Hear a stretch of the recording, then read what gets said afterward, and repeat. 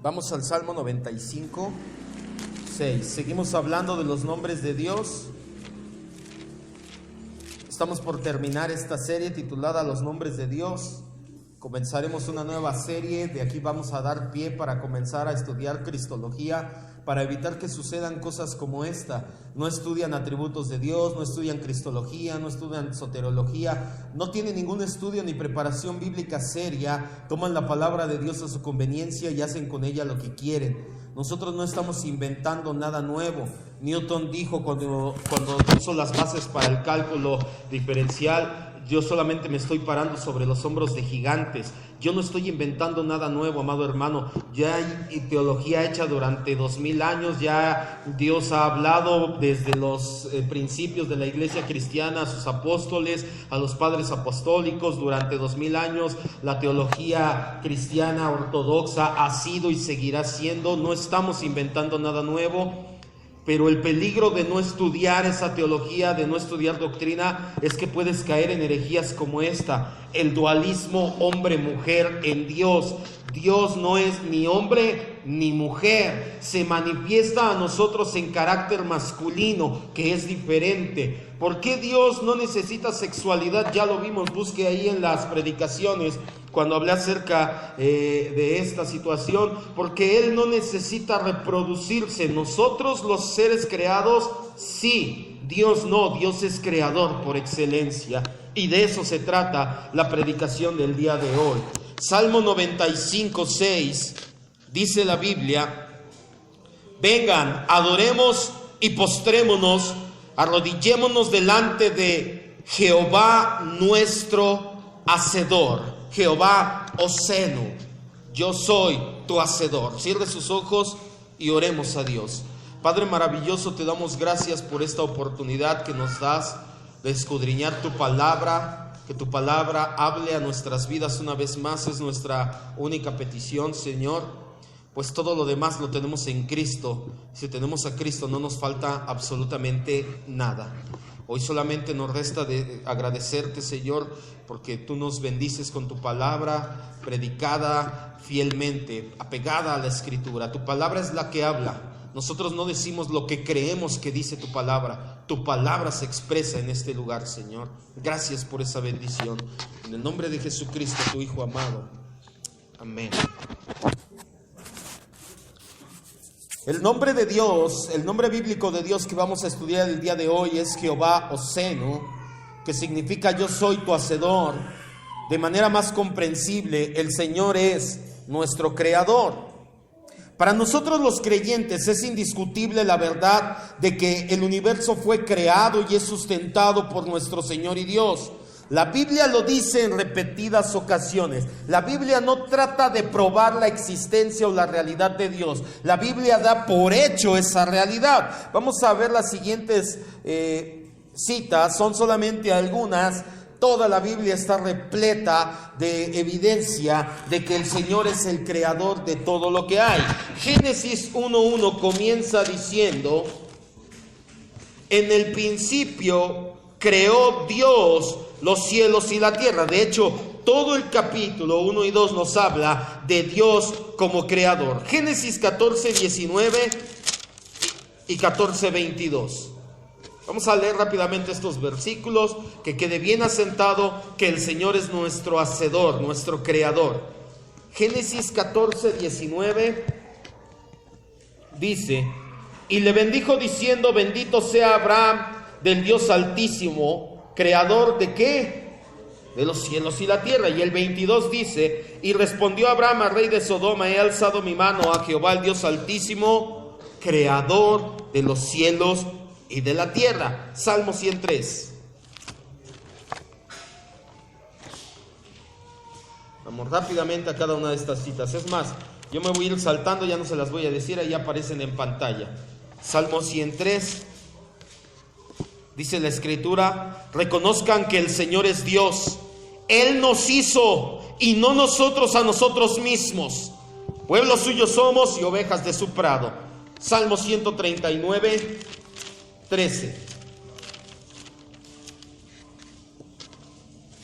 porque tú formaste mis entrañas. ¿A quién le habla el salmista? a Dios. Usted lea después en su casa todo el capítulo y se dará cuenta que el salmista está dirigiendo sus palabras al Señor. Le dice: Señor, tú formaste mis entrañas, tú me hiciste, tú eres mi hacedor en el vientre de mi madre. Eclesiastés 12:1. Acuérdate de tu creador, con C mayúscula, hablando de Dios como creador nuestro y de todo lo que hay. Hasta ahí nada más, lo demás es un consejo para los jóvenes. Isaías 42:5.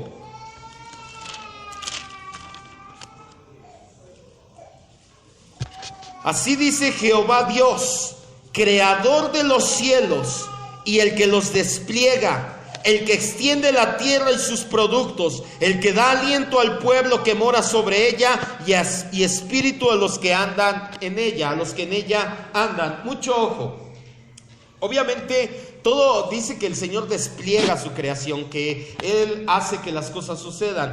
Él lo hace por medio, ya lo habíamos establecido una vez, de lo que nosotros conocemos como eventos naturales. Porque mucha gente hace mofa y dice: ay sí, de seguro Dios en la noche guarda el sol y pone la luna con su manita. No es así. O sea, realmente eso es estúpido y absurdo. Que una gente te diga así, es como para darle un tope de la cabeza, pero fuerte contra la pared. Reacciona. O sea, no es así. Obviamente, si Dios dice hasta aquí, y el sol no sale y se acabó. O sea, el hecho de que Dios tiene el control no quiere decir que se involucra de esa manera tan infantil como lo ven muchos. Dios tiene el control, por supuesto que sí, establecido por medio de leyes naturales, obvias leyes que obviamente Él mismo estableció. Isaías 44:2 dice: así dice Jehová, ¿qué es de nosotros? Hacedor tuyo, el que te formó en el vientre, el cual te ayudará. No temas, siervo mío Jacob, y tú, Jesurum, a quien yo elegí. Romanos 1:25. En el Nuevo Testamento no es la excepción, que de hecho es una sola Biblia. Antiguo Nuevo Pacto, Antiguo Nuevo Testamento, solamente es para diferenciarla, pero no piense en la Biblia como dos libros o como dos divisiones, como tal, es una sola la palabra de Dios. Romanos 1:25 dice la Biblia: ya que cambiaron la verdad de Dios por la mentira, honrando y dando culto a las criaturas antes que a quién, que al Creador, con C mayúscula. ¿De quién habla? De Dios como Creador. Primera de Pedro 4:19.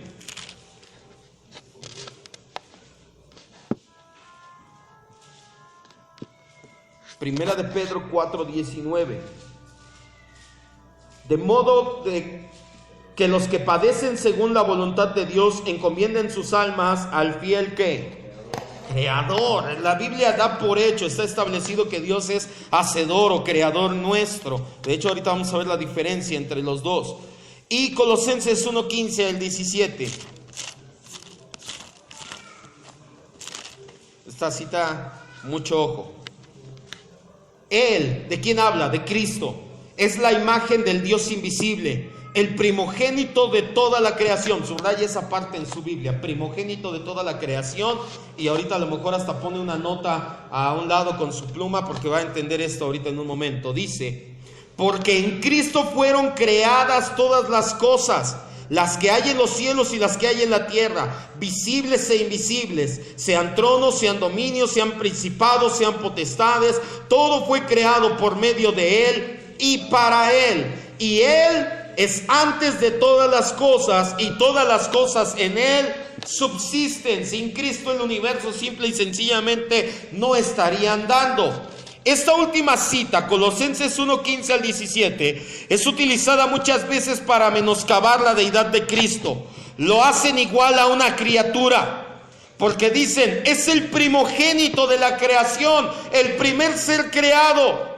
Argumentan que es el primer ser creado, superior a todos los demás seres, pero inferior a Dios Padre.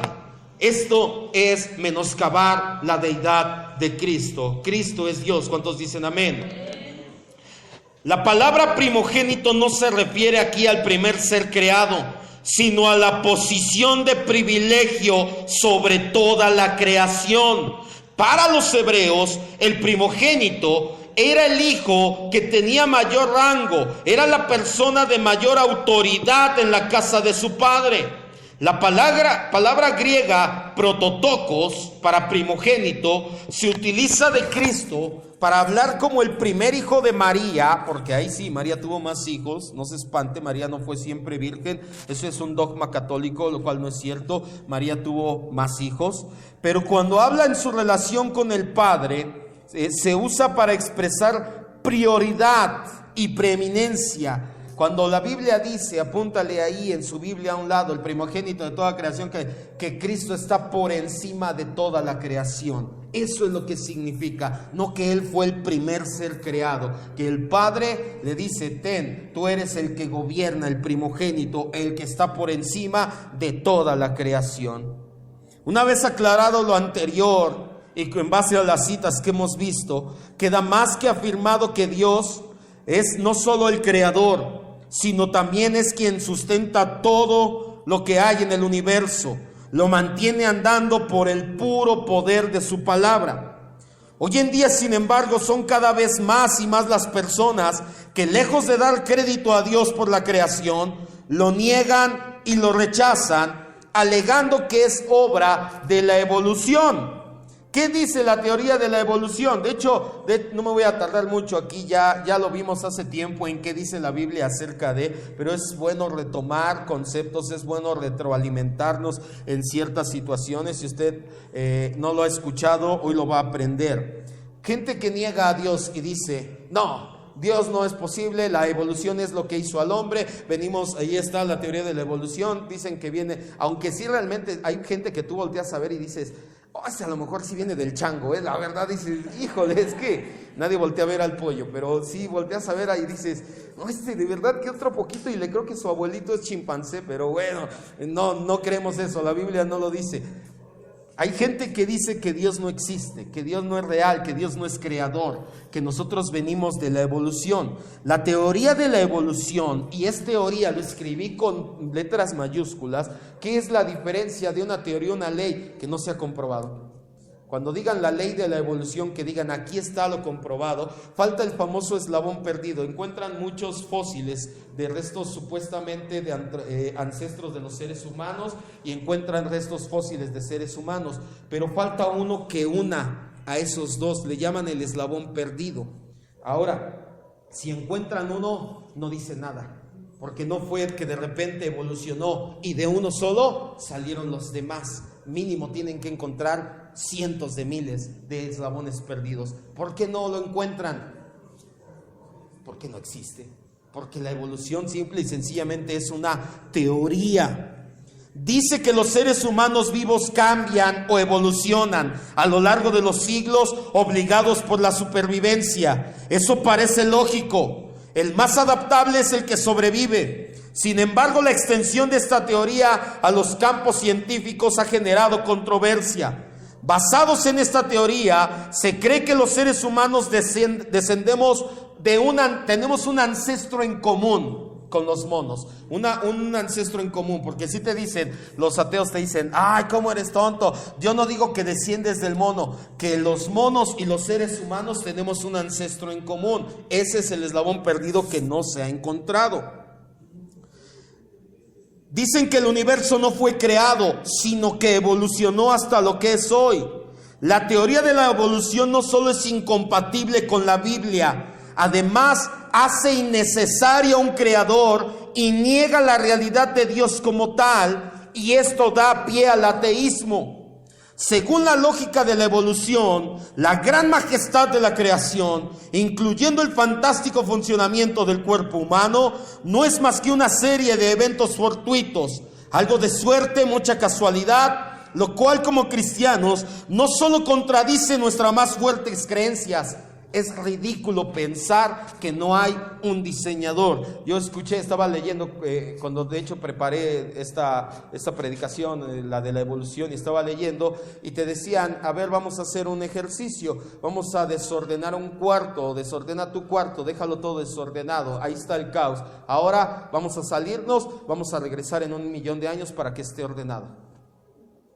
No se va a ordenar jamás. Eso es lo que te dice la teoría de la evolución, que el desorden, que el caos, que la no vida creó orden, creó vida. Eso, se necesita más fe para creer en eso que para creer en Dios como nuestro Salvador. Ellos dicen que la vida surgió de algo no vivo. La teoría de la evolución, en palabras simples, sería que tú puedes crear vida orgánica de una piedra. De la teoría de la evolución se desprende la base para el sistema filosófico llamado ateísmo. Vamos al Salmo 53:1.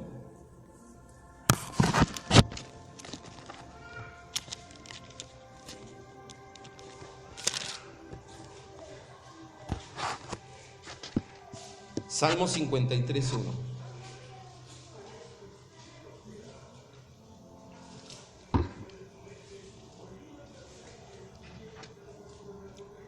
Esto no es una condición nueva en los seres humanos. Dice, ¿el qué dice? ¿Alguien tomó ya el discipulado aquí? ¿Qué significa la palabra necio? ¿A mí me dice, hermana? ¿Ya nos llevamos? ¿Qué significa la palabra necio? En su etimología, entre otras cosas, dice el estúpido en su corazón, no hay Dios. Se han corrompido, hicieron abominable maldad, no hay quien haga el bien. El no creer en Dios, que es básicamente en lo que se resume el ateísmo, no es nuevo.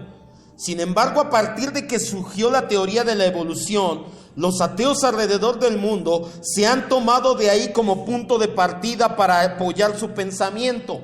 Desde mucho tiempo, dice la Biblia en el Salmo 53, o sea, más de 500, 800, tal vez 1000 años antes de Cristo, dependiendo, porque los salmos no se escribieron de corridito uno tras otro, es una compilación de cánticos y al final de cuentas ya quedó establecido el libro de los salmos. Ponle tú 500 años antes de Cristo, ya había personas que decían, no hay Dios. Pero en el año 1823, por ahí así, Charles Darwin formula la teoría de la evolución y entonces los ateos salen hasta de abajo de las piedras y dicen, ¿ya ves cómo no hay Dios? ¿Ya ves cómo solitas las cosas se van ordenando, van cambiando, van evolucionando y se van haciendo como son hasta el día de hoy?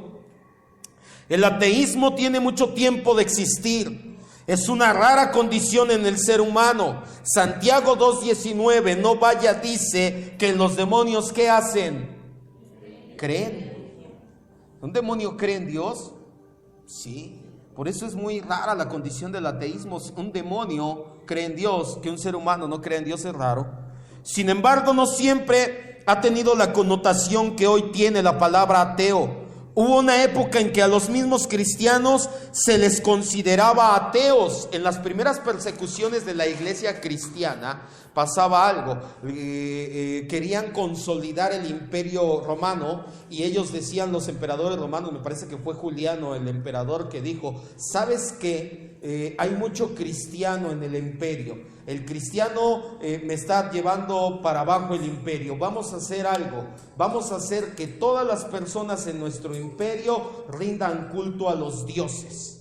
Los cristianos se negaron por completo y dijeron, hay un solo Dios y un solo creador debajo del cielo y un solo Salvador. Yo no voy a rendir culto a los dioses. Entonces la gente, como los veía que no tenía, porque eso sí, tú rendías culto a los dioses y te daban un papelito que decía que ya habías rendido culto a los dioses, que te paraban en las oficiales y decían, a ver tu papel de que eres ciudadano romano, sí, mire, ya rendí culto a los dioses. Cuando no tenían ese papel les decían, es que ellos son ateos, porque ellos no creen en los dioses. En cierta parte tenían razón. Los cristianos no creemos en los dioses, creemos en un solo y único Dios. ¿Cuántos dicen amén? Solamente hay un Dios y un creador. Denle un aplauso a ese Dios creador. No era la misma connotación que tiene la palabra ateo hoy en día. La palabra ateo significa literalmente uno que niega la existencia de Dios, del griego theos y del prefijo a que significa sin, algo así como sin Dios. Hay tres tipos básicamente de ateos. El ateo filosófico, que se dedica a buscar argumentos en contra de Dios y que empieza a pensar y dice, bueno, ¿y si Dios creó todo? ¿Quién creó a Dios? Bueno, y si Dios es todopoderoso, ¿puede crear una piedra que le caiga encima? Bueno, y si Dios creó todo, ¿por qué hay maldad si Dios es bueno? Esos son los ateos filosóficos que se la pasan en su mente dándole vueltas a los conflictos existenciales. El ateo práctico, que vive como si Dios no existiera, que de esos está lleno el mundo, porque aunque dicen la guadalupana y esto y lo otro, se comportan como verdaderos católicos, porque el catolicismo, de hecho, iba a traer un video relacionado, pero después dije está un poquito más largo, tiene mucha razón, les prohíbe en estas épocas de Semana Santa, yo no sé si han visto que hay gente que toma látigos y se flagela en la espalda hasta que caérseles la carne. Eso es una blasfemia al sacrificio de Cristo. El sacrificio de Cristo es completo, total y suficiente, no necesitas añadirle nada más. La Iglesia Católica sí lo prohíbe. Ahí realmente no estoy a favor de los católicos, ya no me vean con cara de católicos, no, por eso dicen que no he salido del catolicismo, ¿verdad? La iglesia sí se los prohíbe, la iglesia sí les dice no matarás, no adulterarás, no eso, o sea, realmente sí, no tienen una soteriología, su doctrina de salvación está tronada porque es por obras, pero a final de cuentas sí les dicen no hagas esas cosas malas. ¿Y qué hace la gente de allá afuera? Lo malo. Pero tú le preguntas si es católico, entonces es un ateo práctico, una persona que vive como si Dios no existiera, como si Dios no fuera real. Y el tercer tipo es el ateo militante, va más allá. Este tipo de ateo busca convertir en ateos a los demás. De hecho, es una contradicción. Ya hay la primera iglesia atea en Inglaterra, o sea, ya es una contradicción en sí misma. Pero bueno, la gente que se junta para hacer ese tipo de cosas es ateo militante. Son los tres tipos de ateos. Uno de los argumentos más usados por los ateos es decir que Dios no existe porque nadie ha comprobado científicamente que ya existe. Todo a raíz de la teoría de la evolución, de la creciente popularidad de que todo lo puede demostrar la ciencia, y que no es que los cristianos estamos en contra de la ciencia. Simplemente es que para la cultura actual, la ciencia ha tomado el lugar de Dios. Yo no estoy en contra de la ciencia y de la tecnología. Si no tuviéramos aquí todo esto, micrófono, todo esto, si dijéramos como algunos, eso es del diablo. No es cierto, no es del diablo, son herramientas prácticas. Pero pasa algo en el mundo actual, que la ciencia ha tomado el lugar de Dios. Y como te dicen, la ciencia no puede comprobar que Dios existe, entonces Dios no existe. Yo quiero decirles algo. ¿Podemos comprobar científicamente que alguien nos ama? ¿Hay un medidor de amor científico? Que tú vayas y le aprietes un botoncito y diga, a ver cuánto me ama. 8, 9, 7. ¿Lo hay? Es más, las pruebas de amor son todas subjetivas. Hay quienes dicen, dame la prueba de amor el 14 de febrero. ¿Se acuerdan que les dijimos? Lean de 1 de Corintios 13. Hay otros que dicen, dame la prueba de amor, dame tu contraseña del Face. Para muchos ya es la prueba de amor. O dame la contraseña de tu celular. O sea, eso es subjetivo. No se puede comprobar científicamente que Dios existe, pero hay muchas otras cosas que científicamente tampoco se pueden comprobar. En los círculos de amistad hoy en día, sobre todo en niveles educativos, secundaria, preparatoria o más, ya es ridículo creer en Dios. Es algo irracional, cosa de tontos, merecedores de burlas por el hecho de que crean, pero el hecho de que crean una mentira no lo hace verdad. Existe la creencia de que ser creyente es sinónimo de ignorancia o de ser analfabeta. Los personajes más cultos dicen son ateos. No es cierto. Eso es una mentira del ateísmo. Es que los ateos somos los científicos más inteligentes del mundo. Mangos, eso no es cierto. No es verdad. Ahí está una lista de los científicos y pensadores más destacados de la historia. Muchos han ganado premio Nobel. Albert Einstein, él era deísta, él creía en Dios, no creía en Cristo como tal, pero creía en Dios. Para este caso nos sirve. Thomas Alva Edison, Isaac Newton, Pascal, Morse, Copérnico, Kepler, Faraday, Louis Pasteur, inventó las vacunas, inventó la pasteurización. De hecho hay una anécdota de Louis Pasteur, que va en el tren a Londres, Louis Pasteur con su Biblia en brazo, y entra un estudiante de medicina en el mismo vagón van, y lo ve y le dice: ¿a poco usted cree en esas ridiculeces? Le hace: ¿sí? No, hombre, ¿cómo cree, señor? Usted debería, mire, yo voy a estudiar con el mejor médico de la actualidad, que bla, bla, bla, que no sé qué. Y ya se bajan y entra a la oficina este médico del doctor Louis Pasteur, y cuando lo abre, imagínate su sorpresa. Así de, por eso decía que ya me voy. Es mentira que los ateos son los más inteligentes. Beethoven, Mozart, aquí no lo apunté, está Alejandro Fleming. ¿Saben qué inventó él nada más? La penicilina. Un cristiano inventó la penicilina. Dicen que los cristianos no usemos el internet porque Alan Turing fue ateo, homosexual, quien dio las bases para la álgebra booleana, que fue base para la computadora. Que entonces los cristianos no usemos el internet. Entonces nosotros les diríamos: no te inyectes jamás penicilina. ¿Y qué crees? No uses la electricidad, porque Thomas Alva Edison y Nikola Tesla eran cristianos. Entonces tú apaga tu computadora, por favor. ¿Sale? Si les llegan a decir algo así. William Shakespeare, Miguel de Cervantes Saavedra, Emmanuel Kant, René Descartes y una gran lista. Otros ateos son más sinceros y confiesan que no creen en Dios porque les ha tocado una vida difícil y amarga. Ese tipo de personas no son ateos, son antiteístas o antirreligiosos, y muchos anticristianos. Están enojados con Dios o con la religión, el cristianismo más en específico, por las penas que han tenido que llevar, muchas de ellas autoprovocadas, más que porque Dios sea castigando sus vidas. Proverbios 19:3.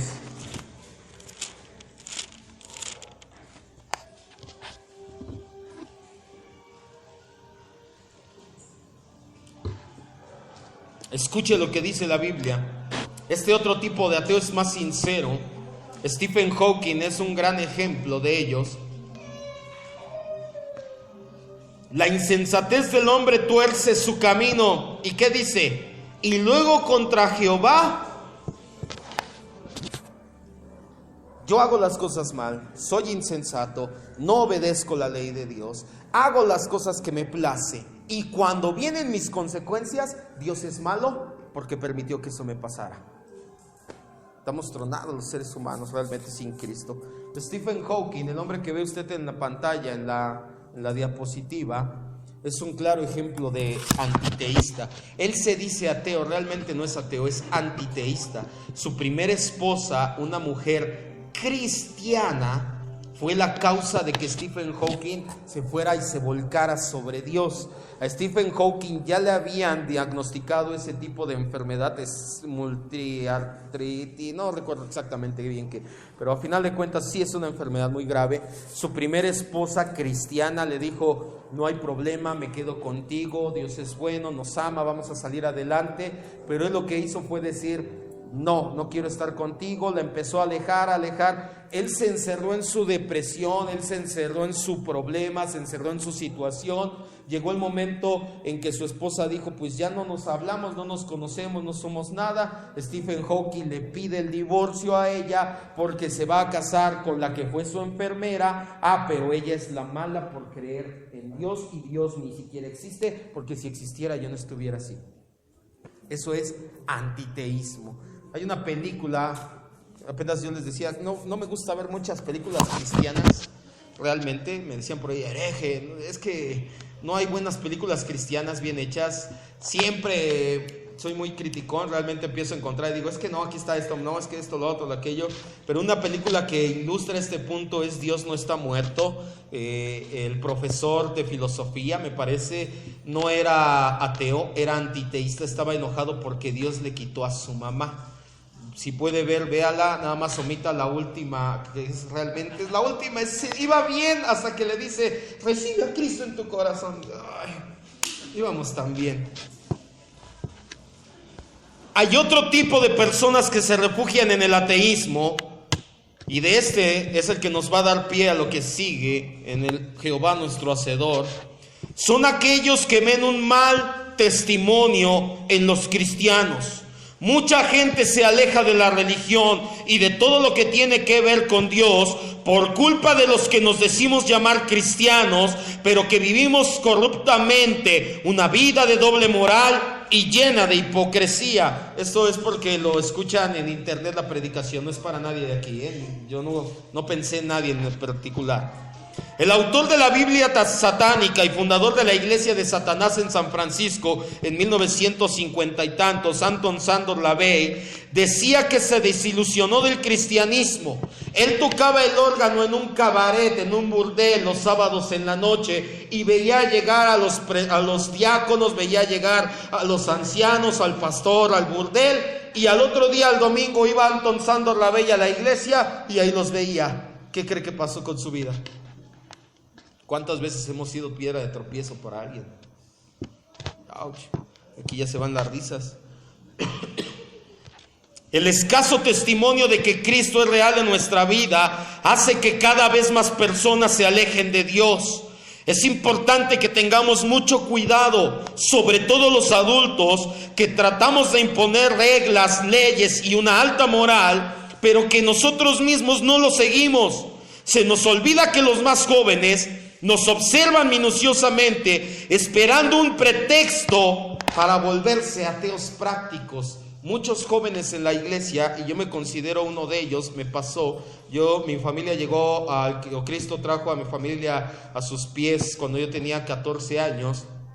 Empecé como 6 meses yendo a la iglesia. No me considero que era nacido de nuevo en ese entonces, no entendía ni siquiera qué era el evangelio. Pero algo hizo que yo no quisiera ir a la iglesia, y es que veía a ciertas personas cercanas a mí que se decían cristianos, que estaban los domingos en la iglesia, Señor, chillando, tirados de espaldas, hacer una serie de cosas tan horribles en la semana, que yo decía, yo no quiero creer en Dios. A eso súmale que entré a la preparatoria y me empiezan a dejar a leer a Federico Nietzsche, a Karl Marx. Pues olvídate, me consideré ateo como 3 o 4 años de mi vida, ateo filosófico y práctico, y lo tomé como pretexto, y muchos jóvenes lo esperan para irse al mundo. Muchos jóvenes no quieren venir a la iglesia, y luego nosotros como papás les damos una doble moral, venimos y levantamos las manos, nos sentimos muy espirituales, pero después en casa hacemos cosas anti Dios. Entonces los jóvenes tienen el pretexto perfecto para volverse ateos prácticos, para irse al mundo,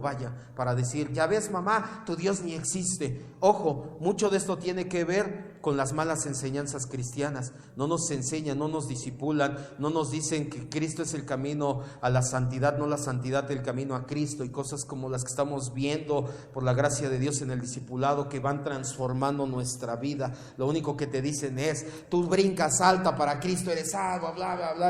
El carismatismo y pentecostalismo hacen estragos en ese ámbito de la vida. No es que nunca fallemos, por el contrario, admitir cuando estamos equivocados, tomar una actitud de humildad, dejando que Cristo que vive en nuestro corazón salga a relucir. Los jóvenes en particular y todos en general debemos entender que es por eso que la Biblia nos dice que pongamos nuestra mirada en Cristo. Vaya a Hebreos 12:2. Muchos saben de memoria esta cita, pero jamás la olvide. Papá, si tú llegas a fallar un día con tu hijo, recítale Hebreos 12:2.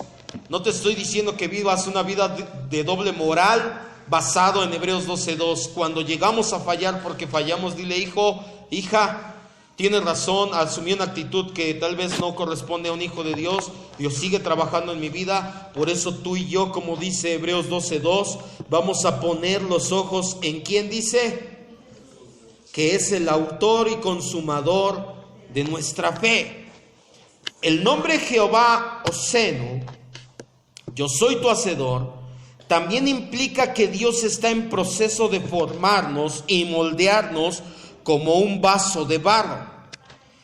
La palabra hebrea asá, que donde viene osenu, significa en el sentido más amplio las acciones que tiene Dios con su pueblo, la forma en que moldea a su voluntad, como el barro, el alfarero al barro, perdón.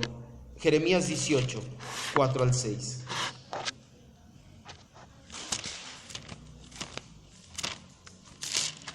La palabra yo soy tu hacedor, Jehová Osenu, va más allá. Significa que Dios está en proceso de formarnos, que Él nos forma y nos moldea a su voluntad como alfarero, como el alfarero toma el barro. Jeremías 18 del 4 al 6, escucha lo que dice la Biblia. Desde el 1, palabra de Jehová que vino a Jeremías diciendo, el Señor le dice a Jeremías, levántate y vete a casa del alfarero, allí te haré oír mis palabras. Descendí, dice Jeremías, a casa del alfarero, y he aquí que él trabajaba sobre la rueda. Y la vasija de barro que él hacía se echó a perder en su mano, y volvió y la hizo otra vasija, según le pareció mejor hacerla. Entonces vino a mí palabra de Jehová diciendo, ojo, ¿no podré yo hacer con ustedes como este alfarero, casa de Israel? Dice Jehová. He aquí que como el barro en la mano del alfarero, así son ustedes en mi mano, casa de Israel.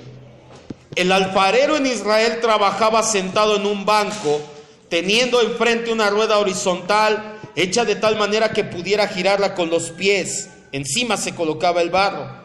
Mientras giraba la rueda con sus manos, le daba forma al barro para hacer lo que él quería. Si una de las vasijas que hacía no era de su agrado, la rompía y hacía otra. Esto nos habla de la soberanía de Dios. Lo vemos en Romanos 9:20.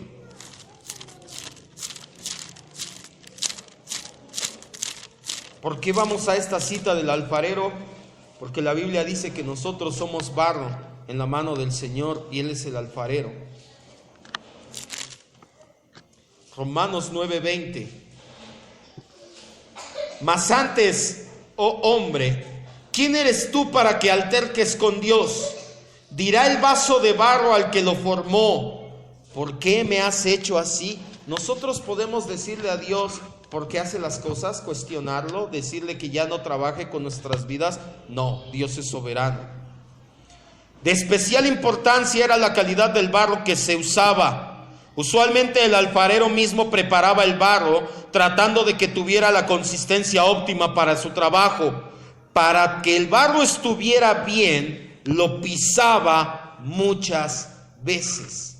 Vaya a Isaías 41:25. Javier, ayúdame con el teclado, por favor.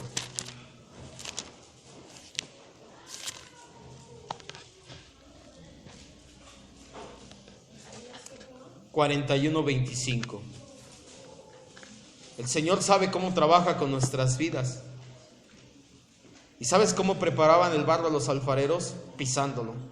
Juntaban la arcilla, le echaban agua y órale, a pisarlo, hasta que tuviera la consistencia óptima. Nosotros somos polvo y al polvo volveremos, somos arcilla. El agua, que es la palabra de Dios, trabajando en nosotros por medio de las pruebas, los pisotones, es lo que va a dar como resultado una vasija de honra. Por eso no te preguntes, ¿por qué pasó esto? Sino, ¿para qué pasó esto, Señor? Isaías 41:25 dice, del norte se levanta uno y vendrá del nacimiento del sol, invocará mi nombre, pisoteará príncipes como lodo, como pisa el barro el alfarero. Aquí nada más nos habla de que el alfarero pisa el barro, lo demás es otro contexto, pero nos muestra que era una práctica común de los alfareros judíos. Ellos pisaban el barro hasta darle forma, la forma que ellos querían. Pisotear el barro no quiere decir que Dios te castiga por no ser moldeable. Ya sabemos que Dios no nos castiga, que Él nos corrige. Pero en este caso, más que una corrección cualquiera, es con la intención de humillarnos, de hacer menos nosotros y más de Cristo. Menguar nosotros para que Cristo crezca. Eso es pisotearnos a nosotros. Humillarnos es que nuestro ego vaya en descenso y que Cristo vaya en ascenso en nuestras vidas. Humillarnos es negarnos a nosotros mismos. Muchas veces no terminamos de entender el porqué de las cosas, de las situaciones, de los problemas. Se nos olvida que además de su soberanía, Dios tiene infinita sabiduría. Él siempre hace lo mejor para nosotros.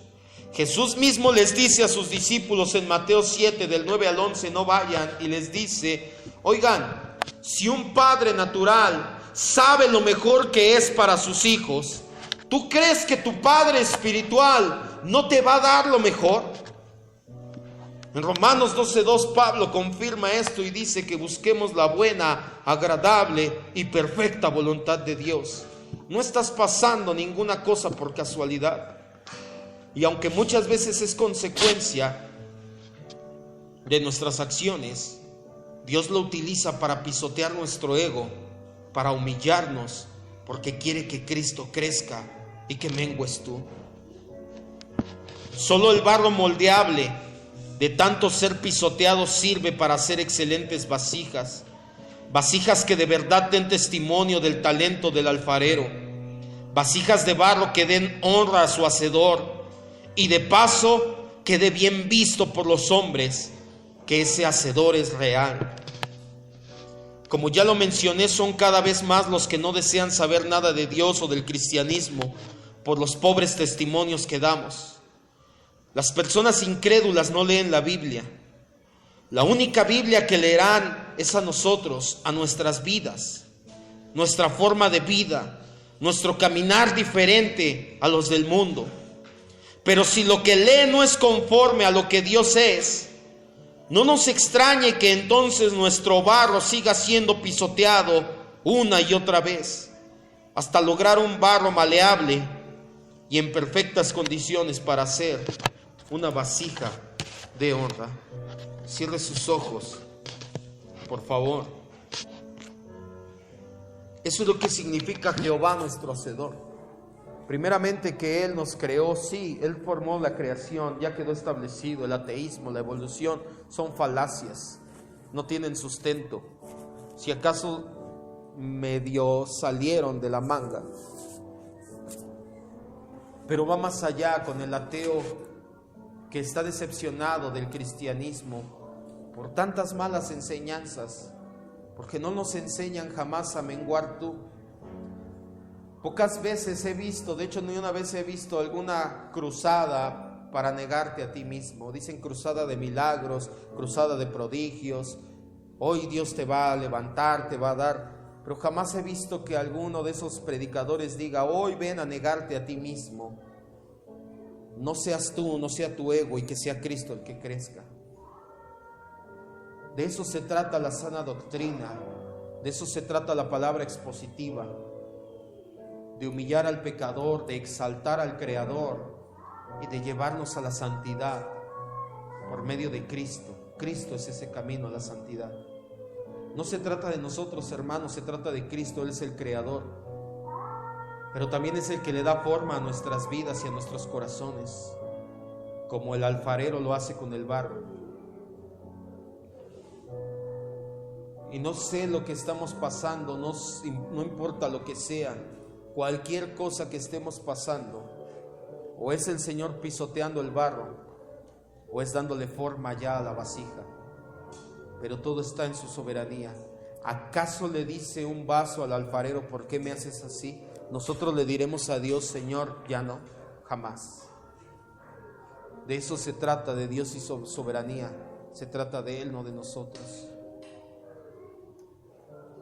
La iglesia está diseñada para marcar la diferencia en el mundo. Estamos en el mundo, pero no somos del mundo. Luminarias del mundo, dice el escritor de Hebreos, de los cuales el mundo ni siquiera era digno. Para eso está diseñada la iglesia, no para andar arrastrándose como los demás, sino para ser la luz del mundo, para ser la sal de la tierra. No seamos más piedra de tropiezo para que la gente no crea. Muchos se escudan en la predestinación y dicen, si no estaba predestinado, eso no es excusa. La predestinación no anula nuestra responsabilidad. Van siempre de la mano. Damos gracias, Dios. Creemos firmemente que se trata de ti y siempre de ti, Señor Jesucristo. Hoy, como barro en tus manos, Señor, te decimos gracias. Si estás pisoteando, si nos estás humillando, si a través de la prueba y a través de tu palabra, que son las pisoteadas, que es el agua, haces de esta arcilla, de este polvo, un vaso digno de honra. Eso es lo que anhelamos, Señor, ser vasos que te glorifiquen. No queremos que nos den gloria a nosotros como vasos, sino que se vea que el alfarero, el que nos creó, el que nos moldeó, Jehová nuestro Hacedor, es digno de gloria. Que la gente ya no blasfeme tu nombre. Muchas veces nuestros hechos no dejan escuchar nuestras palabras. Podemos tener la doctrina correcta, pero con nuestros hechos la negamos. Nuestros hechos gritan tan fuerte que nuestras palabras no se escuchan. Señor, si ese es nuestro caso, humildemente nos rendimos a ti y te decimos gracias. Gracias, Señor, porque hemos de preguntarte por qué haces así las cosas cuando tú eres soberano y nosotros solo barro en tus manos. Solamente te decimos gracias, porque tú eres Jehová Hosenu, tú eres el Señor nuestro Hacedor.